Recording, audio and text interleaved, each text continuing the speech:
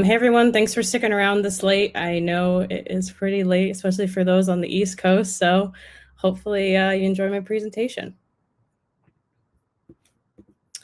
My name is Maya. I'm an artist, self-taught UX designer, world traveler, and I also suffer from depression. How long have I been depressed? Well, to be honest, for most of my life. By the way, this is a recent discovery. I was reading a book called The Mindful Way Through Depression, and when they started listing symptoms, I realized, oh, wait, you mean to tell me those things I'd always considered personality traits were actually symptoms of a bigger problem?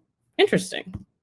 Due to my depression, among other factors, something I struggle with is goal setting. And to be honest, I just genuinely never thought I would get here. I never thought I'd graduate college. I never thought I'd be an adult. And I mean this in a really matter of fact way. I just simply couldn't believe I would do any of those things and still struggle with this idea for the future.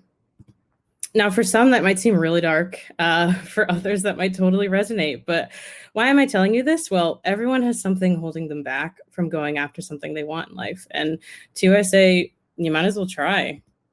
So here are a few things I've learned by trying.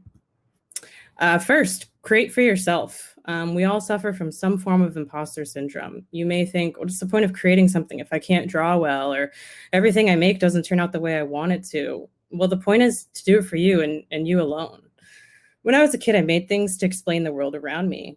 Here's a painting I made age 9. I guess in my very diverse world, the patriarchy just simply didn't exist. But either way, I didn't paint this because I thought someone would like it, although my mom did keep it for 15 plus years, but because I wanted to. Fast forward to 2016, I had an Etsy store, Instagram, and even attended a craft fair to sell some of my work. And rookie mistake here, the top of my tent didn't fit, so thank God it didn't rain that day. But the reality was I was creating for the masses, and it felt like work, which made me not want to do it. In the present, I try to abide by the rules that governed me as a kid. Am I making this for me? And literally, I don't care if you like it. I don't care if I ever sell this piece. All that matters is I made it for me. And this mind shift has allowed me to consider myself an artist, even if I don't make traditional art all the time.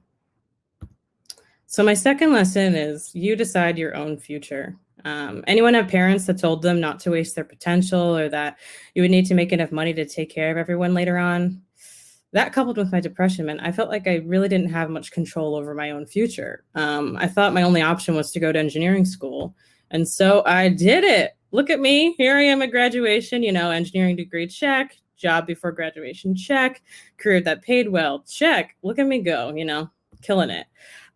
Good luck. Disliking all of your coursework, check. Student debt, check. Also, depression, my therapist said was college related. That wasn't, which was a big surprise only to her. Check. And so post graduation, I was in a pretty dark place. I made it, but now what? Well, I got creative. I found UX design. I stole from syllabi from existing programs. I built and completed my own coursework. I made a portfolio. I networked. I did the cheapest boot camp and put that name on my resume to make it look like I did the one that cost $20K, and I got a job.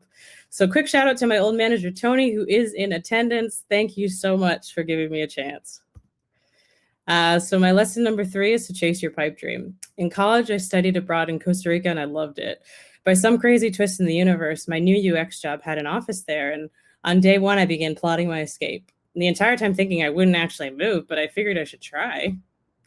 Costa Rica is a Spanish-speaking country, and I'd been told my entire life that I was good at science and math and bad at languages. So I started small, practiced Spanish 15 minutes a day, and 500 days later, here we are. Can I speak fluent Spanish? No. Am I better than I was before? Definitely. Also, I sold my stuff, left my friends, boyfriend, and family behind, and actually moved to Costa Rica. So here are 2 pictures of me living my best life. Yes, that is a double waterfall. Yes, that is a volcano that I'm staring at in the distance. Yes, I am straight up bragging during this presentation, which leads me to lesson number 4. Be ready to pivot. Due to COVID, I moved back from Costa Rica back to the States 2 months into my year-long stay. Did my dream crash and burn? For sure. Was I mad as hell? Yes. Do I regret trying? No. Which is why to you, I say, you might as well try. Yes, you. I'm a firm believer in trying your best now so that you don't have regrets in the possible future. You tried your best. There's nothing else you could have possibly done.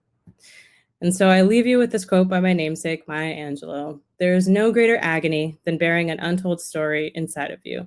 Are you holding on to a story, a dream? Please start towards that goal today because you might as well try. You might just make it after all. Thank you, everybody, for listening to my presentation. You can find me on a whole bunch of different platforms, Twitter. Feel free to connect on LinkedIn. I dabble in some writing on Medium and, as of course, my portfolio at MayaRhinehart.com. Happy to help any career changers out there or anybody who just wants to talk about mental health or other fun stuff. But yeah, thanks, everybody.